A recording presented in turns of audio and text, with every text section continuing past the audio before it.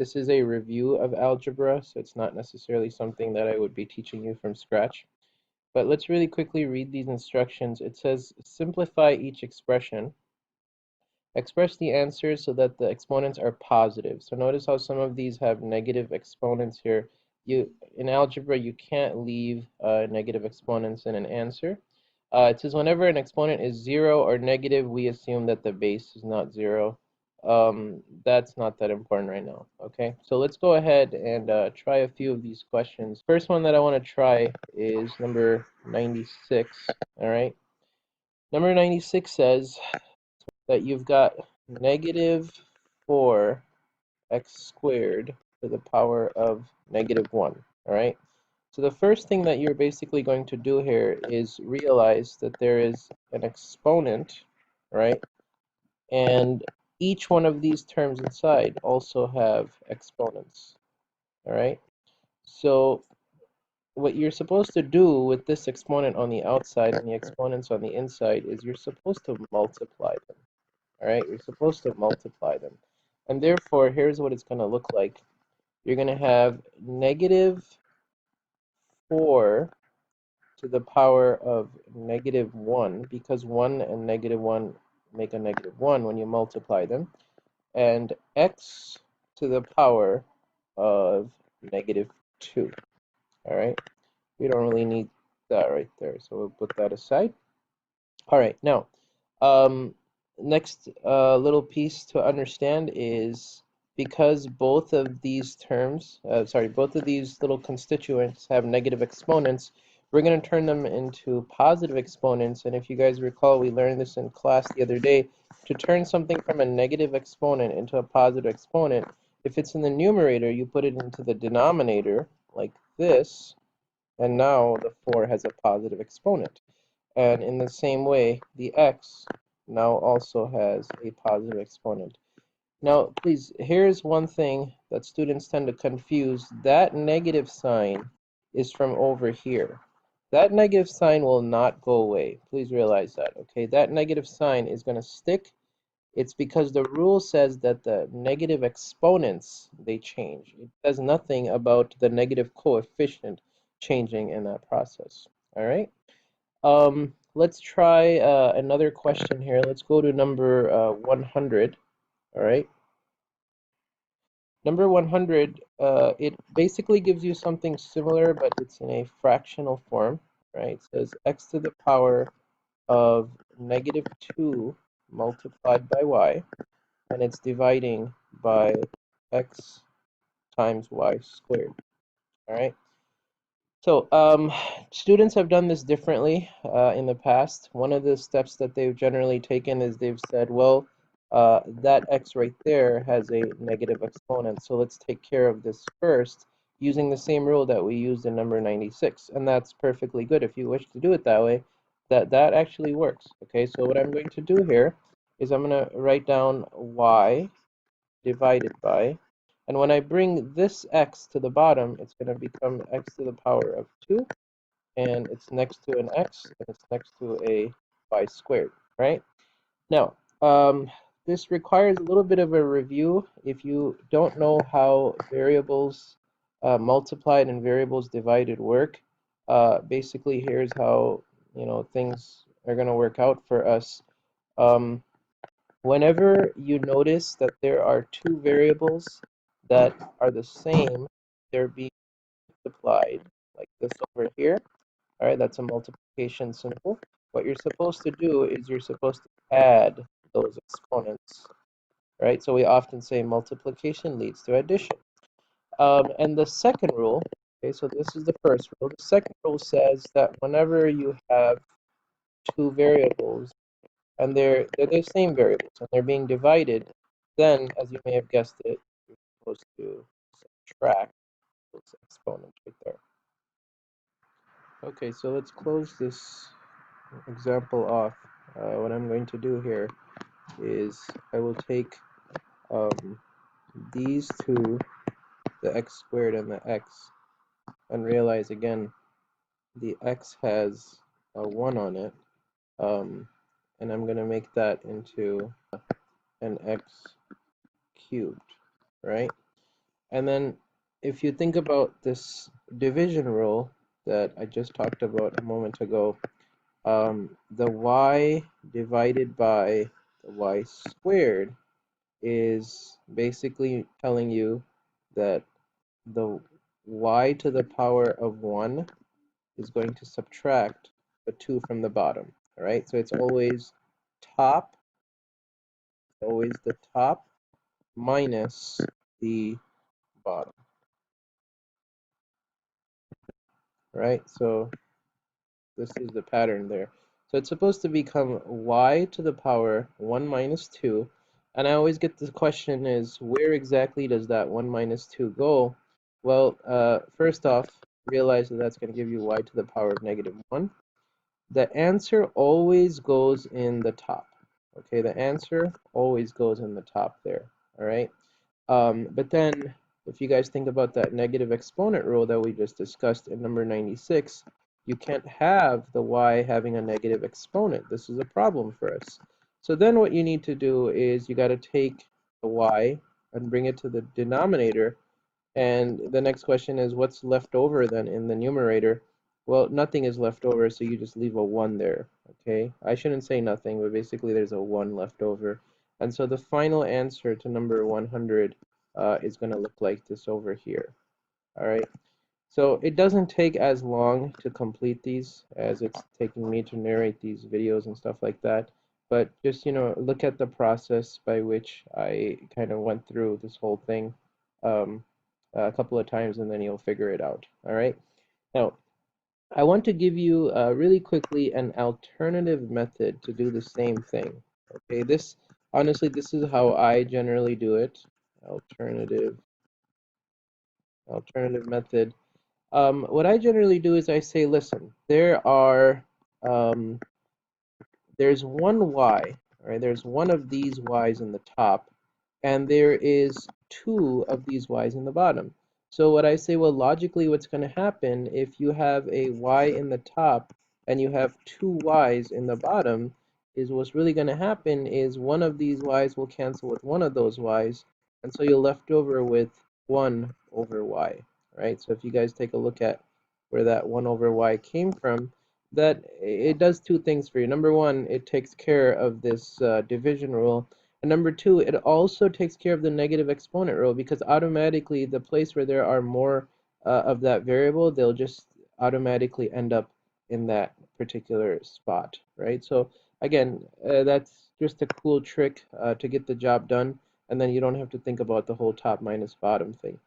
And another thing I wanted to speak to you about, again, in that same vein, is if you think about it, when we had x squared and x written next to one another, again, that's simply saying that there is an x, there's another x, and there's another x, right? So three x's, so that with that logic is not going to cancel any x's out.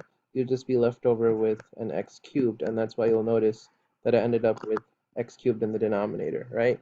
So a person who's, decently good at these, they don't really need to do all the work that I just did there. What they can generally do is they can just quickly take a glance at it and do a lot of those rules in their head and then write the final answer, okay? Now I'm going to do a more difficult one for you guys. Notice how I'm leaving out all the odds. Yes, that's going to be your homework.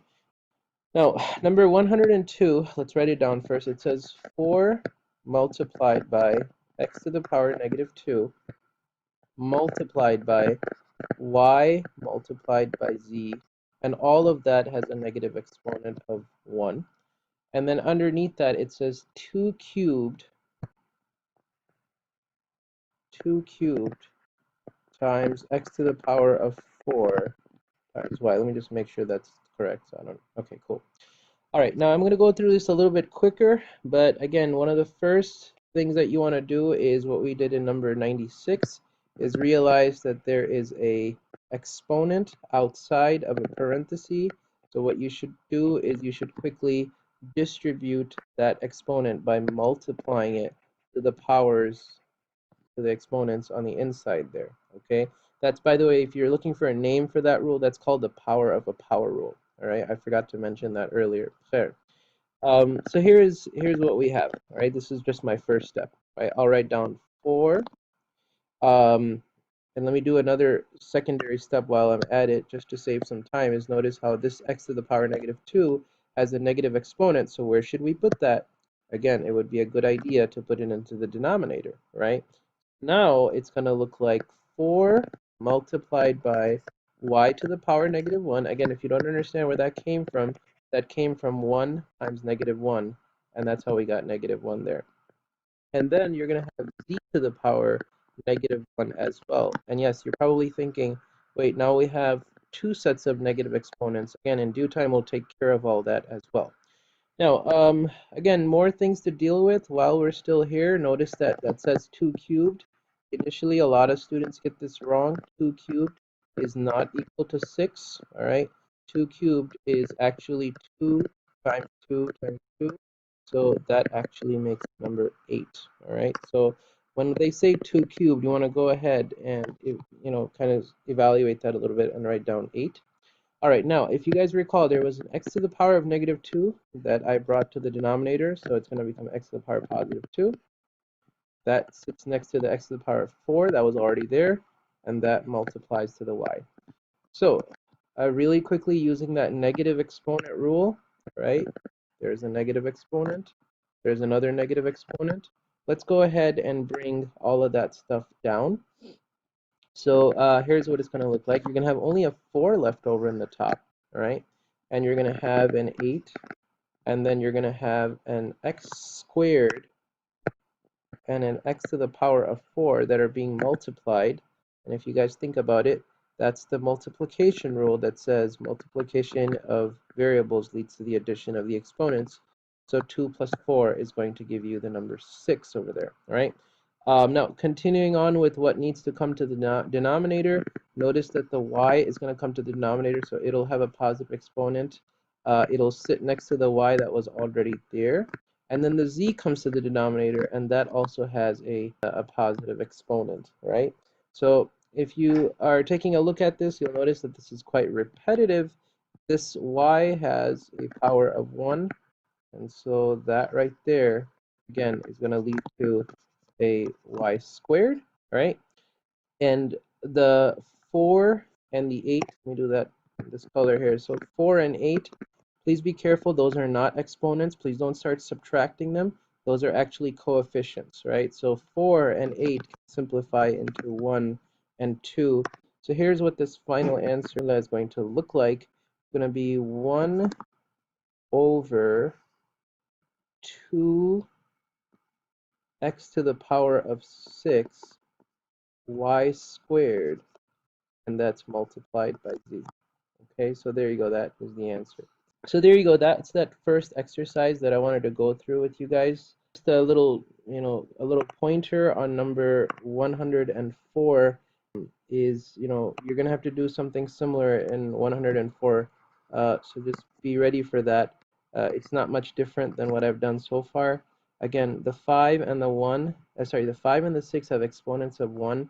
So when you multiply, you're multiplying the negative 3 to both of those, right? So just kind of keep track of that. And of course, you're also multiplying the negative 3 to that negative 2 and that negative 2.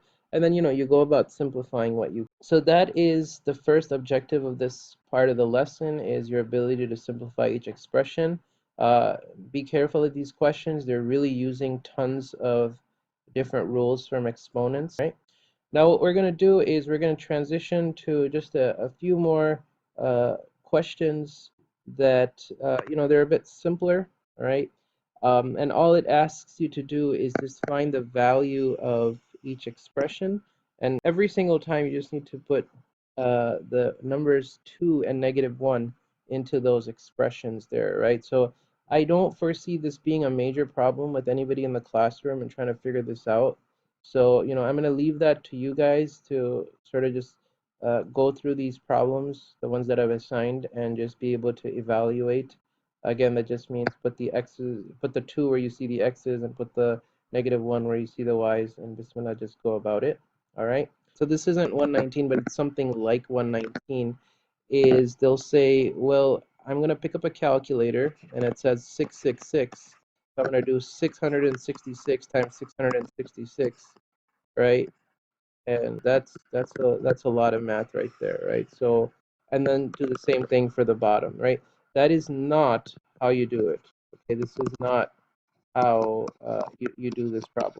In fact, it's even possible that if you have a simpler calculator that you might not even get to the correct answer there, right? So instead, what you'll need to do is, I'll give you a hint here, you need to use the rule that really says that if you have something that has a particular exponent, here let's make it into um, x, right? And it has an exponent of a, and then it's divided by something else that's also got the same exact exponent. Now you want to think about this. This is not the same division rule that I talked about earlier.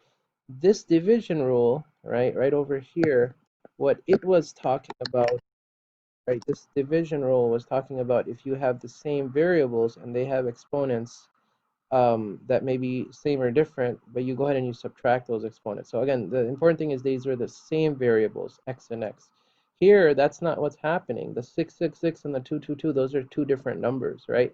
So let's pretend that you had x to the power of a and y to the power of a. What's important is to realize that they're both to the same exponent. So if you see that situation, in fact, this is a more obscure rule in algebra. Even my calculus students tend to forget this all the time, so I have to kindly remind them of this. But technically speaking, this is x divided by y to the power of a, right? So um, you wanna think about this rule over here. Again, I've sort of given you the answer as to how you would do it, but you want to think about that rule when you're doing that particular question in the homework itself. Okay? So let's continue with this. The next objective that is in the lesson is for you to make absolute value inequalities. Okay, so absolute value inequality. And again, we're going to just go through one of these questions, all right? And the other one will be your homework. But I want to give you guys just some food for thought.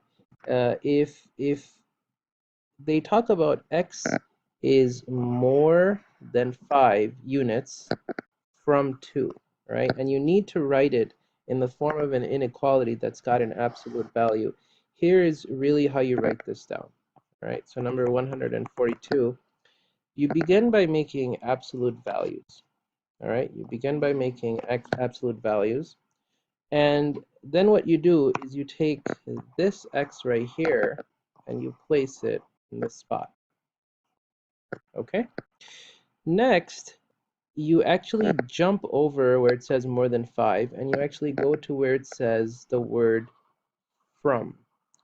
The word from, it translates to a the word from, it actually translates to the sign that is a subtraction sign, and a lot of people miss that. They don't realize it, right?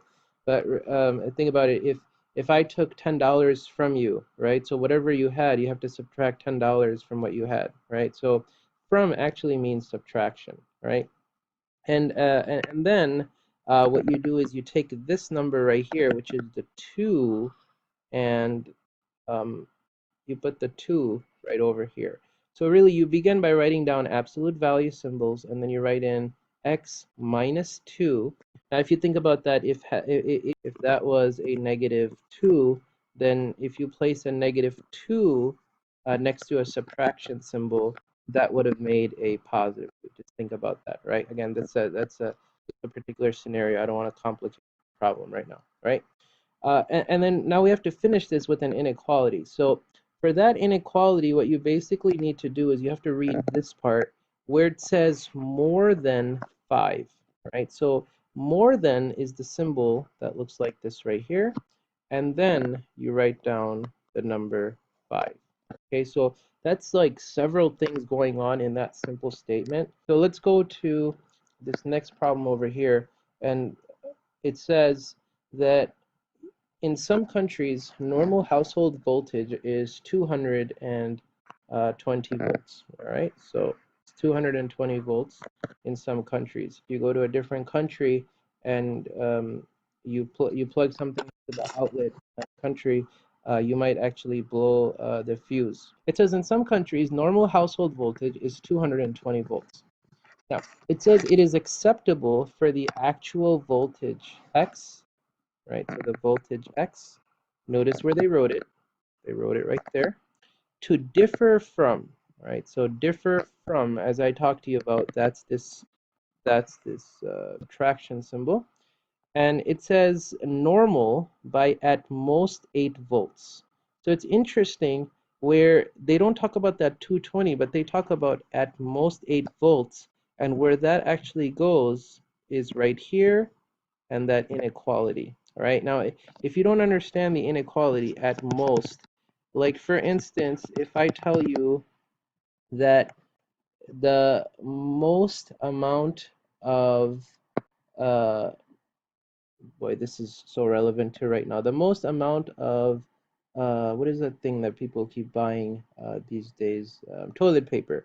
The most amount of toilet paper that you can buy is 2 rolls. So what I'm basically limiting you to doing is what you can buy, and you can't buy more than 2 toilet paper rolls. It's a weird example, but it's all that comes to my mind right now. So let's go ahead and understand what this 220 stands for, right? So they did mention the 220, right? Right over here. I initially said they did not, but of course they talked about this. So that 220 is showing up right over here, right? So the voltage, right, differs from 220 by at most 8 volts, right? Now, what does that exactly mean? It says show that a voltage of 214 volts is acceptable. First, let's talk about this for a moment, right? Again, what the meaning of it really is. Whenever you have an absolute value, let me make that a little larger so you don't think that it's a 1. Whenever you have an absolute value inequality, basically what you may have learned to do is you got to split that inequality into 2 pieces, right? The first piece is basically x minus 220, and it's less than or equal to 8. And the other piece is x minus 220, and it's greater than or equal to negative 8. All right? Now to solve this one right here, you say x is less than or equal to 8 plus 220, and that becomes 228. Be careful, there is a rule that says in algebra that when you multiply or divide on both sides by a negative, then the sign on the inequality, it flips. That's not what's happening here. We're simply adding 220 to the other side, okay? Now, let's try the other one. This is going to give us x is greater than or equal to, again, when you bring this over to the other side, it's going to become 220, but it's subtracting by 8. And so when you subtract that by 8, you're going to end up with 212. All right, now pretend that I gave you an inequality and I told you go ahead and graph this for me. If you guys give it some thought, what's really happening here is you've got the number 212, which is over here, and you've got the number 228, which is somewhere over here, right? And if you guys recall, the center that they had given to us was 220, right? Now, as far as you're concerned, you guys have probably learned to do something like this, where you circle and you shade both of these, right? And then if you think about it, when it says x is less than, all right, less than or equal to 228, that would be to the left of 228. And now when this one says x is greater than, right, when it says greater than 212, then that's going to be the other way, right? So really what's happening here is you're shading between those two numbers, right? This is also known as a compound inequality, right? Now, what I would want in pre-calculus is for you to actually dodge all this math and be able to go straight from here all the way to this number line, right? And if you're wondering, wait, how can you possibly do that? Again, if you think about how they said it, they said that the voltage differs from 220. So it differs from 220 by at most 8 units. So if you guys count up until 228, that happens to be 8 units. If you count until 212, that's also 8 units. So if you think about it, you look at 220 and you go 8 units towards the right, and you go 8 units towards the left, and then you basically say, well, then this is as much of an acceptable voltage that you could have. Which brings us to what letter A was asking.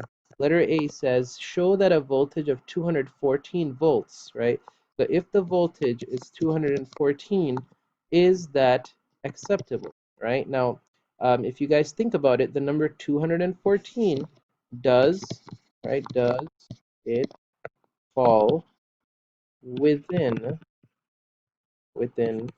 the shaded region, right? And so if you guys take a look at the shaded region, it was from 212 to 228. So 214 would be somewhere over here, and that actually works for us. So yes, this is an acceptable voltage, right?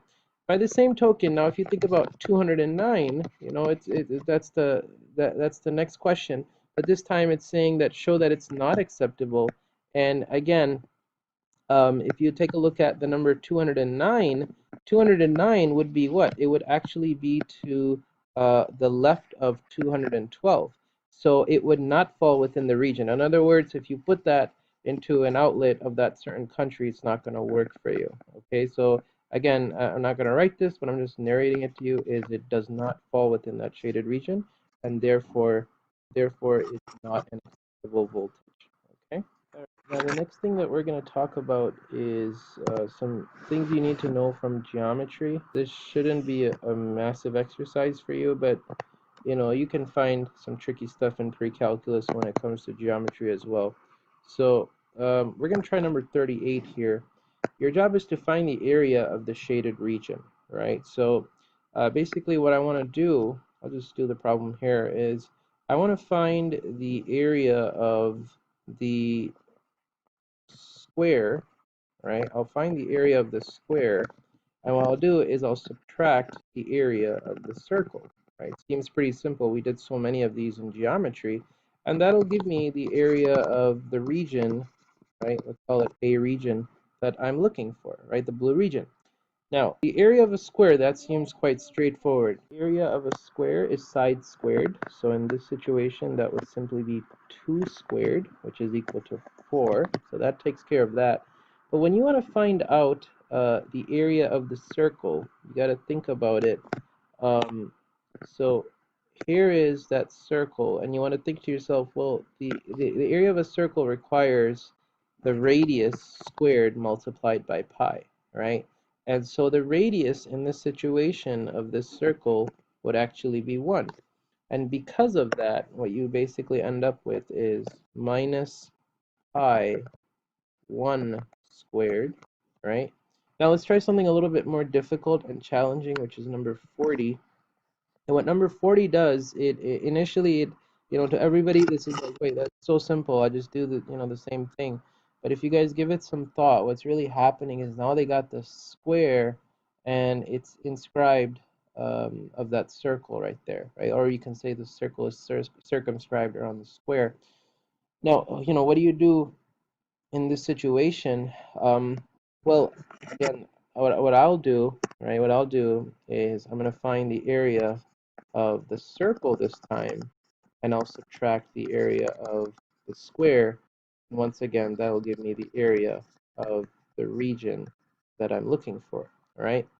Now, this is where people have gotten stuck a little bit. They get how to find the area of the square part, right? Now, remember, we're subtracting the square from the circle, so that is 2 squared. It's the same as it was in number 38. We're not really concerned about that.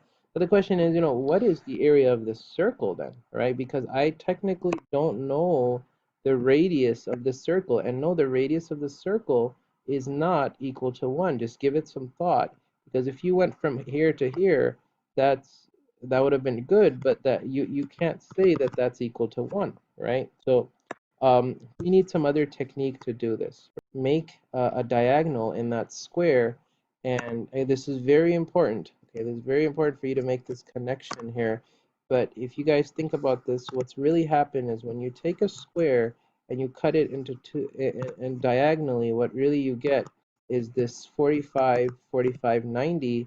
And in that situation, recall that this is simply this side over here multiplied by the root of 2. So you could do it that way. Another way you could do it is you could also say that I'll use the Pythagorean theorem, which works as well. But recall the reason why we learned the special right triangles was to avoid this whole idea of a Pythagorean theorem. Now, regardless of how you do it, okay, if you do it this way, which it's not really what I like, but a lot of students forget the special right triangles, and so this is usually where they end up with is saying that that hypotenuse must be the root of 8, which by the way simplifies to 2 root 2, right? So now regardless, what we've said is now this diameter of the circle is actually 2 root 2. However, recall that in a circle, you don't need the diameter, you need the radius when you're trying to figure out the area of that circle. So the diameter is 2 root 2, and the radius would be that half of that amount. So what does that look like? That's actually 2 root 2, and that's divided by 2, right? So these 2's cancel out. And so really, the radius of the circle, this is what the whole discussion was about. The radius of the circle is actually the root of 2, all right? Now, notice how you don't always have to go straight to the side of the circle. I went that vertice of that square, and that's how I found the radius, right? And that actually does work for me. So here goes. I'm going to go ahead and plug this in to the area of a circle. It's pi r squared, and that actually simplifies a little bit. The root of 2, when you square it, gives you 2, so you end up with 2 pi minus 4, and that's as far as you generally go with that question right there. Okay, you don't need to convert it once again into a decimal. When it says a circular swimming pool that is 20 feet in diameter. Okay, so I know that this is all basically a review of geometry for you guys, but this is the important parts of geometry that, again, they're essential. All right, so here is the diameter.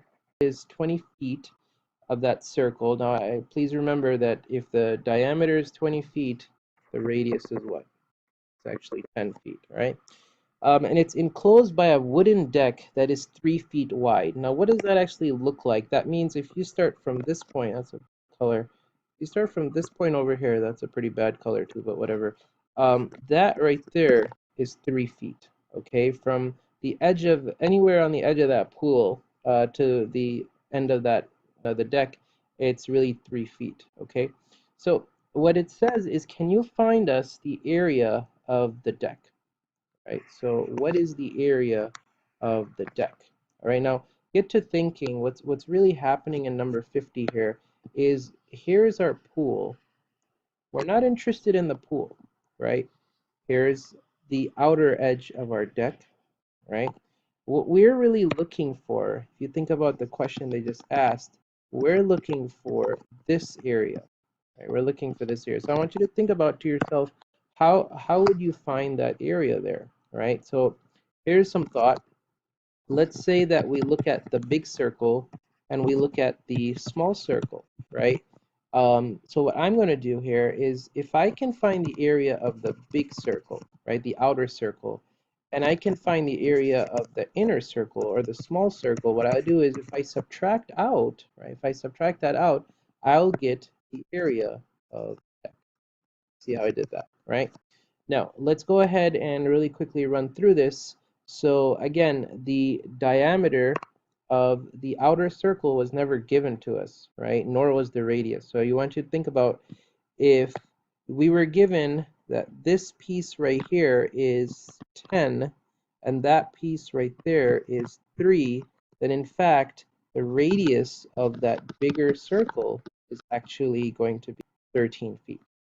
And the radius of that small circle, right, that one's more obvious, is 10 feet.